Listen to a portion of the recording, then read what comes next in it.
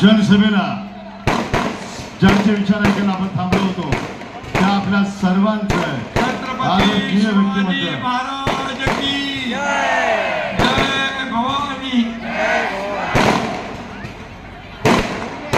अरे बाबा फटाके 23 तारखेसाठी ठेवा,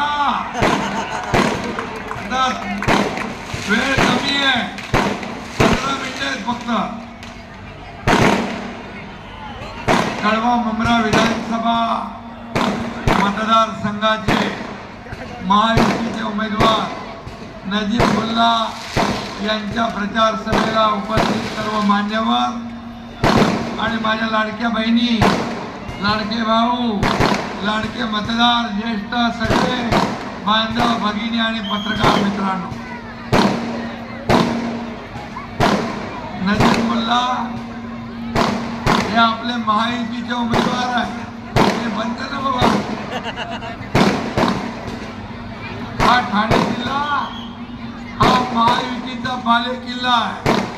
धर्मवीर आनंद दिघे साहेबांचा बालेकिल्ला म्हणजे ठाणे जिल्हा, आणि या ठाणे जिल्ह्यामध्ये कळवा मुंब्रा हा मतदारसंघ, या कळवा मुंब्र्यावर पण दिघे साहेबांनी प्रेम केले। दिघे साहेबांनी नेहमी राजनकिनी इकडे उभे आहे, राजनकिनी मुंब्र्यात राजनकिनीच्या घरी जायचे, त्यांच्यासोबत आम्ही जायचो आणि इथला मतदार नेहमी बसा खाली महायुती सोबत राहिलेला, महायुती सोबत राहिलेला विकासाच्या मुद्द्यावर, खरं म्हणजे शिवसेना भाजप आपली युती होती, विकासाच्या मुद्द्यावर अजितदादांची राष्ट्रवादी आपल्या महायुतीमध्ये आली आणि गेले 2.5 वर्ष या राज्यामध्ये महायुतीच्या माध्यमातून केलेलं काम आपल्या समोर आहे आणि महाविकास आघाडीचं 2.5 वर्षाचं काम आपल्या समोर आहे। विकास विरोधी आघाडी, अँटी डेव्हलपमेंट विजन ठेवणारी आघाडी ही आपण पाहिली। सगळ्या कामात नसते, सगळ्या कामात ब्रेक, सगळे कामं बंद, प्रकल्प बंद, सगळे योजना बंद, असं सगळं चाललं होतं आणि म्हणून मग महायुती सरकार आणलं। या महाराष्ट्रातल्या जनतेच्या मनामध्ये 2019ला महायुतीचं सरकार आलं पाहिजे होतं, परंतु स्वतः खुर्ची आणि मोहापायी महाविकास आघाडीचं महाबिघाडीचं सरकार, आणि म्हणून आम्ही महाराष्ट्रातल्या जनतेच्या मनातलं सरकार 2022ला आणलं। मला अभिमान आहे की 2-2.25 वर्षात आम्ही केलेलं काम आज जनतेसमोर आहे। 2.5 वर्षाचं महाविकास आघाडीचं काम तुम्ही दाखवा, होऊन जाऊ द्या, दूध का दूध, पाणी का पाणी, आणि कळू द्या लोकांना कोणी विकासाला विरोध केला आणि कोणी विकास पुढे नेला।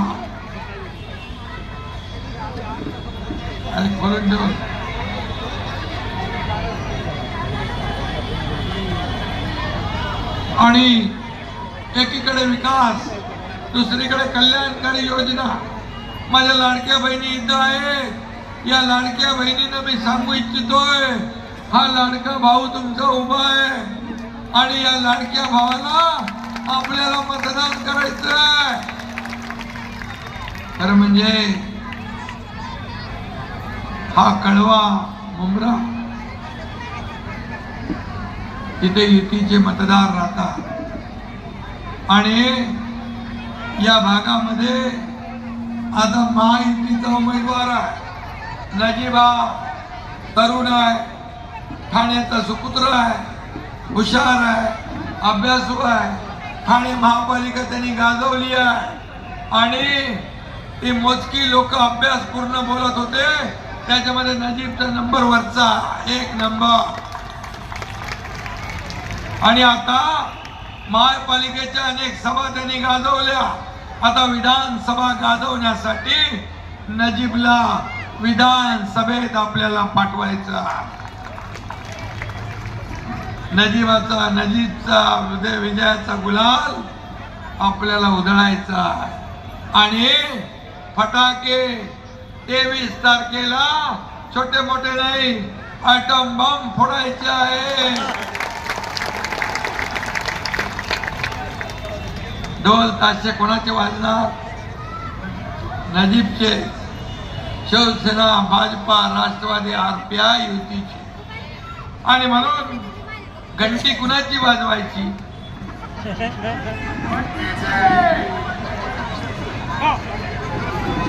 घंटी कुणाची वाजवायची? वाजवणार किती तारखेला? 20 तारखेला. आणि मला सांगायचं आहे की हा नजीब आपला कोकणी मराठी माणूस आहे. तुम्ही त्याच्या नावावर जाऊ नका. हे आपल्यातला पोरगा आहे, त्याला निवडून द्या, काम करेल. अरे पहिल्या वेळेस याच नजीबने अगोदरच्या आमदाराला निवडून आणलं, सगळ्यांच्या घराघरात गेला, याला मतदान घ्या, मला मतदान करा, मला मतदान करा. असंच आहे ना रे. आता कान पकडतोय, चूक झाली त्याची. आता याला मतदान करा म्हणून निवडून आणलं. नंतर याला कळलं की खरं काय. आणि तेव्हापासून हा पण ऍक्टर, पण त्याला नंतर ऍक्टिंगचं काम देणं त्या समोरच्या माणसांनी बंद केला.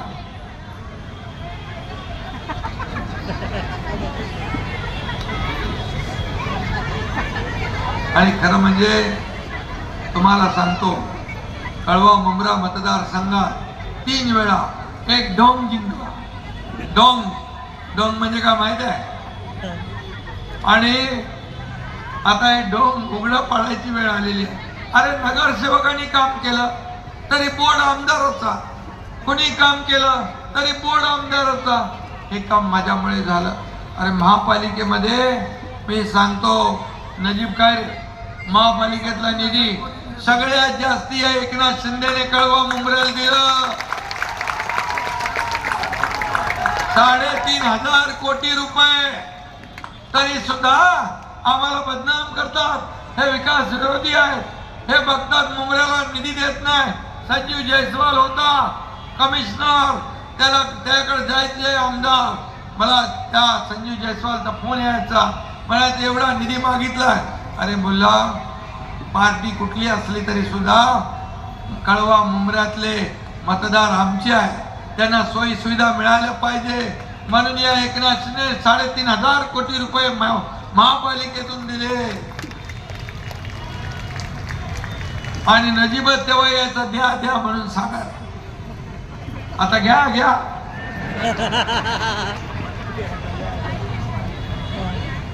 आणि म्हणून मी आपल्याला एवढंच सांगतो की बघा, लाडकी बहीण योजना सगळं हातवर करा. कोणाच्या खात्यात पैसा तुमचे पण येणार, ज्यांचे आले नाहीत त्यांचे पण खात्यात हा एकनाथ शिंदे पैसे देणार. या तुमच्या लाडक्या बहिणींचा पण योजना बंद करायला कोण आलं माहित आहे? महाविकास आघाडी म्हणाले योजना बंद पाडा. कोर्टात गेले ते आणायला, कोर्टाने 1 लाफा दिला, बोला पळायचं. दुसऱ्या कोर्टात गेले नागपूरमध्ये, आणि कोण गेले? महाविकास आघाडी. वडपल्लीवार म्हणून काँग्रेसचा कार्यकर्ता, अरे माझ्या लाडक्या बहिणींच्या आयुष्यामध्ये आम्ही काहीतरी देण्याचा प्रयत्न करतोय, तुम्ही त्यांच्या पोरांच्या मुलाबाळांच्या तोंडचा घास फिरवण्यासाठी कोर्टात जाता, बंद पाडण्यासाठी कोर्टात जाता. आता म्हणतात आमचं सरकार आलं की सगळं बंद करणार. काँग्रेसचे लीडर म्हणतात ये रेवड्या वाटणे का काम बंद करेंगे. पण तुम्हाला पैसे देतो ते रेवड्या वाटतात त्यांना. अरे या गोर गरीब महिला 1,500 रुपये त्यांच्या कुटुंबाला एक आधार मिळावा म्हणून आम्ही दिले. आम्ही पण गरिबी पाहिली आहे.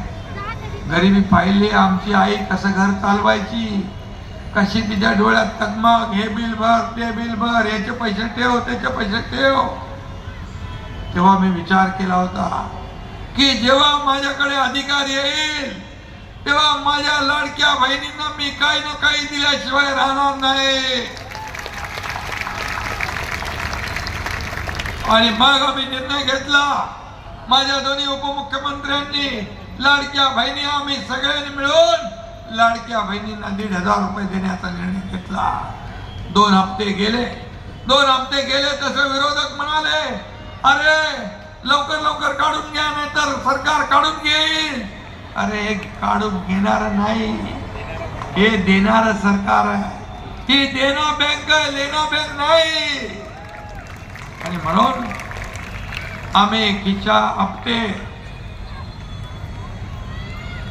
आम्ही हप्ते भरणारे आहोत. हप्ते घेणार आणि जेलमध्ये जाणार सरकार महाविकास आघाडीचं होतं. आम्ही 5 हप्ते आमच्या लाडक्या बहिणींच्या खात्यात भरले. हा फरक आहे. या आचारसंहितेमध्ये तुमचा नोव्हेंबरचा हप्ता बंद झाला असता पण आम्ही ऑक्टोबर मध्ये नोव्हेंबरचे पैसे देऊन टाकले. आता नोव्हेंबर 20 ला मतदान झाल्या डिसेंबरचे पैसे तुमच्या खात्यात